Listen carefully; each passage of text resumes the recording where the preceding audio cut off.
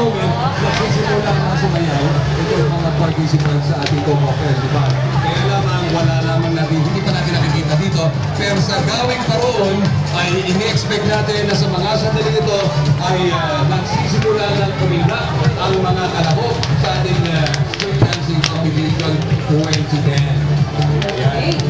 And also, gusto ko naman nga palang ulitin, kaibigang Ronnie Mirasol, at siyempre si kaibigang Jimmy, ayan, at si Kilo, naruriyan din. Binabati din natin yung iba pa nating mga panauhin dito sa ating Coco Festival.